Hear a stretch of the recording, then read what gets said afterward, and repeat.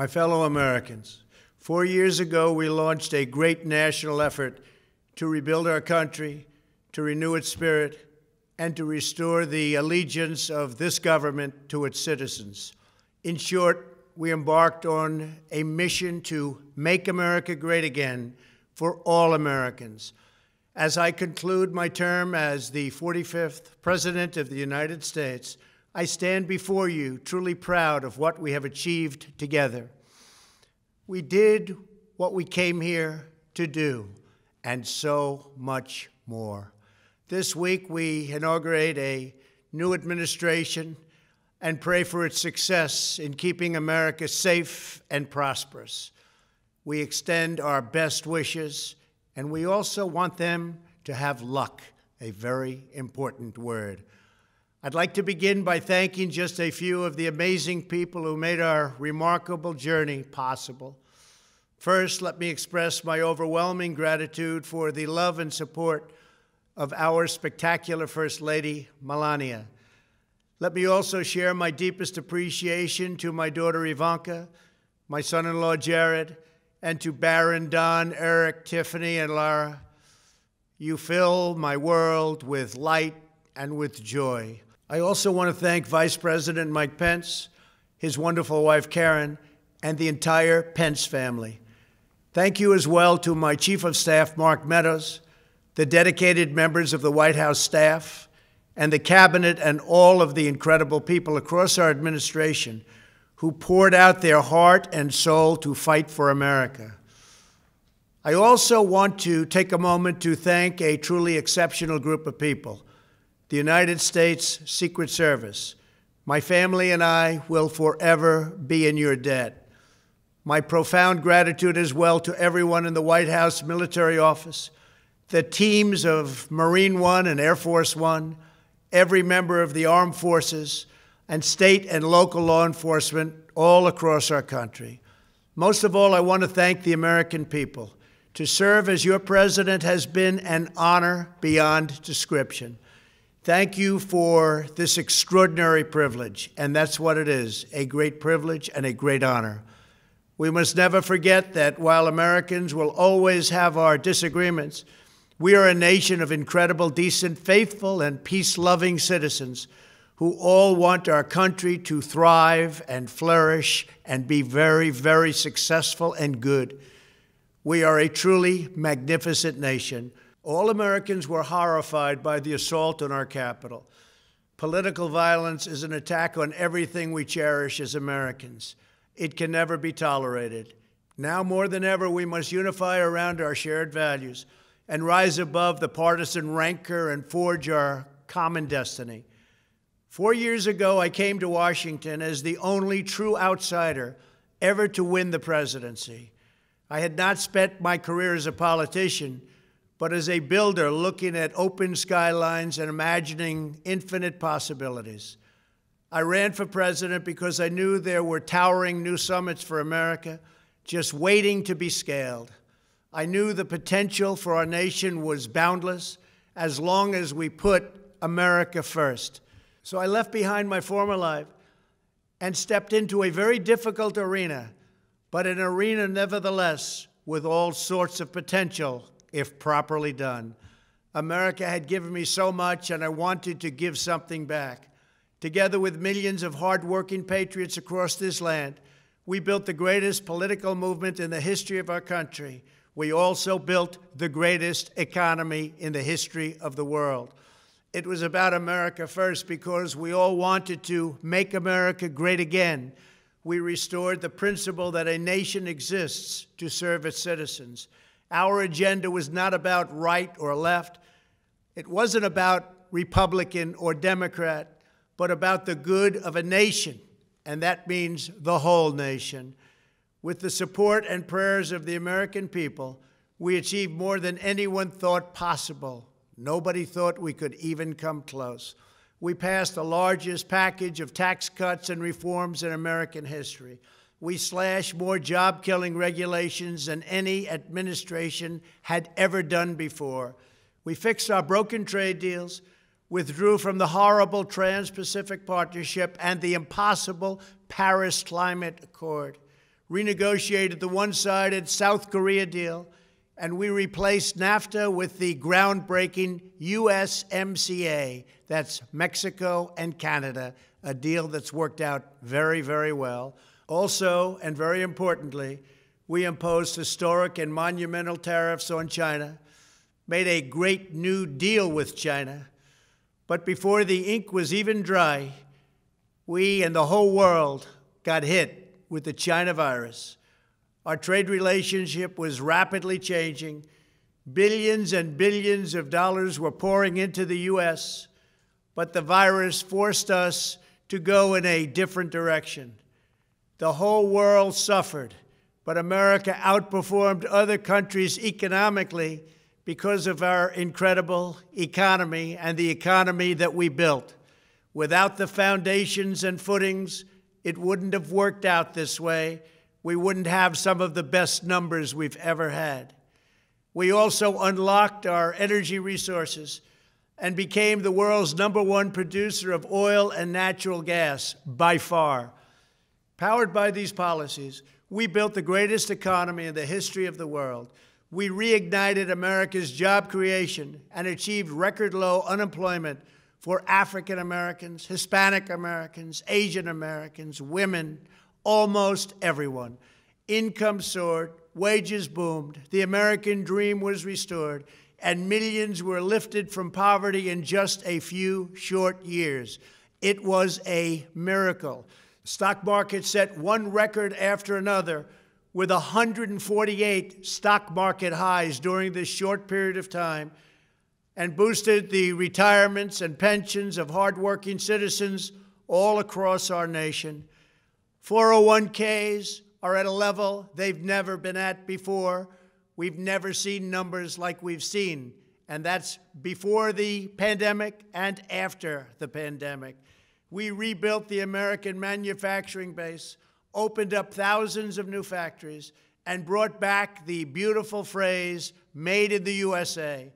To make life better for working families, we doubled the child tax credit and signed the largest ever expansion of funding for child care and development. We joined with the private sector to secure commitments to train more than 16 million American workers for the jobs of tomorrow. When our nation was hit with the terrible pandemic, we produced not one, but 2 vaccines with record-breaking speed, and more will quickly follow. They said it couldn't be done, but we did it. They called it a medical miracle, and that's what they're calling it right now, a medical miracle. Another administration would have taken 3, 4, 5, maybe even up to 10 years to develop a vaccine. We did it in 9 months. We grieve for every life lost, and we pledge in their memory to wipe out this horrible pandemic once and for all. When the virus took its brutal toll on the world's economy, we launched the fastest economic recovery our country has ever seen. We passed nearly $4 trillion in economic relief, saved or supported over 50 million jobs, and slashed the unemployment rate in half. These are numbers that our country has never seen before. We created choice and transparency in health care, stood up to Big Pharma in so many ways, but especially in our effort to get favored nations clauses added, which will give us the lowest prescription drug prices anywhere in the world. We passed VA choice, VA accountability, right to try, and landmark criminal justice reform. We confirmed 3 new justices of the United States Supreme Court. We appointed nearly 300 federal judges to interpret our Constitution as written. For years, the American people pleaded with Washington to finally secure the nation's borders. I am pleased to say we answered that plea and achieved the most secure border in U.S. history. We have given our brave border agents and heroic ICE officers the tools they need to do their jobs better than they have ever done before, and to enforce our laws and keep America safe. We proudly leave the next administration with the strongest and most robust border security measures ever put into place. This includes historic agreements with Mexico, Guatemala, Honduras, and El Salvador, along with more than 450 miles of powerful new wall. We restored American strength at home and American leadership abroad. The world respects us again. Please don't lose that respect. We reclaimed our sovereignty by standing up for America at the United Nations and withdrawing from the one-sided global deals that never served our interest. And NATO countries are now paying hundreds of billions of dollars more than when I arrived just a few years ago. It was very unfair. We were paying the cost for the world. Now the world is helping us. And perhaps most importantly of all, with nearly $3 trillion, we fully rebuilt the American military, all made in the USA. We launched the first new branch of the United States Armed Forces in 75 years, the Space Force. And last spring, I stood at Kennedy Space Center in Florida and watched as American astronauts returned to space on American rockets for the first time in many, many years. We revitalized our alliances and rallied the nations of the world to stand up to China like never before. We obliterated the ISIS caliphate and ended the wretched life of its founder and leader, al-Baghdadi. We stood up to the oppressive Iranian regime and killed the world's top terrorist, Iranian butcher Qasem Soleimani. We recognized Jerusalem as the capital of Israel and recognized Israeli sovereignty over the Golan Heights. As a result of our bold diplomacy and principled realism, we achieved a series of historic peace deals in the Middle East. Nobody believed it could happen. The Abraham Accords opened the doors to a future of peace and harmony, not violence and bloodshed. It is the dawn of a new Middle East, and we are bringing our soldiers home. I am especially proud to be the first president in decades who has started no new wars. Above all, we have reasserted the sacred idea that in America, the government answers to the people. Our guiding light, our North Star, our unwavering conviction has been that we are here to serve the noble, everyday citizens of America. Our allegiance is not to the special interests, corporations, or global entities. It's to our children, our citizens, and to our nation itself. As president, my top priority, my constant concern, has always been the best interests of American workers and American families. I did not seek the easiest course. By far, it was actually the most difficult. I did not seek the path that would get the least criticism. I took on the tough battles, the hardest fights, the most difficult choices, because that's what you elected me to do. Your needs were my first and last unyielding focus. This, I hope, will be our greatest legacy.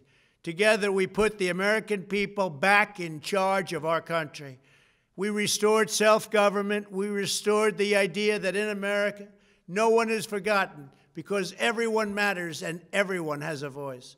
We fought for the principle that every citizen is entitled to equal dignity, equal treatment, and equal rights because we are all made equal by God. Everyone is entitled to be treated with respect, to have their voice heard, and to have their government listen.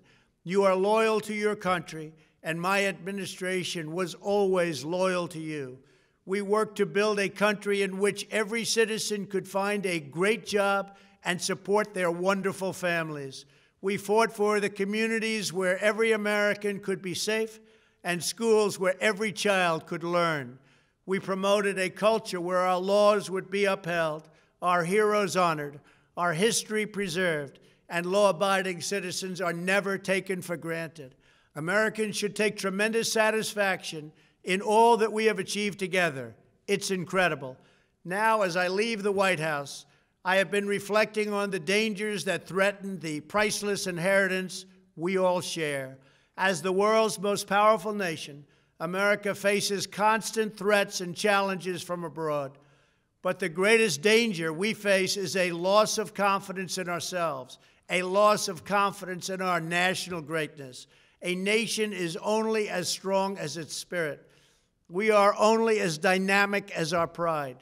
We are only as vibrant as the faith that beats in the hearts of our people. No nation can long thrive that loses faith in its own values, history, and heroes, for these are the very sources of our unity and our vitality. What has always allowed America to prevail and triumph over the great challenges of the past has been an unyielding and unashamed conviction in the nobility of our country and its unique purpose in history. We must never lose this conviction. We must never forsake our belief in America. The key to national greatness lies in sustaining and instilling our shared national identity. That means focusing on what we have in common, the heritage that we all share. At the center of this heritage is also a robust belief in free expression, free speech, and open debate.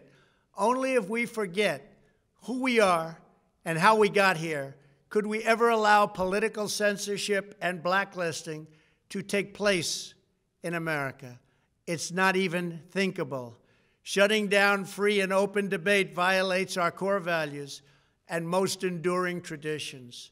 In America, we don't insist on absolute conformity or enforce rigid orthodoxies and punitive speech codes. We just don't do that. America is not a timid nation of tame souls who need to be sheltered and protected from those with whom we disagree. That's not who we are. It will never be who we are. For nearly 250 years, in the face of every challenge, Americans have always summoned our unmatched courage, confidence, and fierce independence. These are the miraculous traits that once led millions of everyday citizens to set out across a wild continent and carve out a new life in the Great West. It was the same profound love of our God-given freedom that willed our soldiers into battle and our astronauts into space. As I think back on the past 4 years, one image rises in my mind above all others. Whenever I traveled all along the motorcade route, there were thousands and thousands of people. They came out with their families so that they could stand as we passed and proudly wave our great American flag. It never failed to deeply move me. I knew that they did not just come out to show their support of me. They came out to show me their support and love for our country. This is a republic of proud citizens who are united by our common conviction that America is the greatest nation in all of history. We are and must always be a land of hope, of light, and of glory to all the world. This is the precious inheritance that we must safeguard at every single turn. For the past 4 years, I have worked to do just that. From a great hall of Muslim leaders in Riyadh to a great square of Polish people in Warsaw, from the floor of the Korean Assembly to the podium at the United Nations General Assembly, and from the Forbidden City in Beijing to the shadow of Mount Rushmore, I fought for you, I fought for your family, I fought for our country. Above all, I fought for America and all it stands for, and that is safe, strong, proud, and free. Now, as I prepare to hand power over to a new administration at noon on Wednesday, I want you to know that the movement we started is only just beginning. There's never been anything like it. The belief that a nation must serve its citizens will not dwindle, but instead only grow stronger by the day. As long as the American people hold in their hearts deep and devoted love of country, then there is nothing that this nation cannot achieve. Our communities will flourish, our people will be prosperous, our traditions will be cherished, our faith will be strong, and our future will be brighter than ever before. I go from this majestic place with a loyal and joyful heart, an optimistic spirit, and a supreme confidence that for our country and for our children, the best is yet to come. Thank you and farewell. God bless you. God bless the United States of America.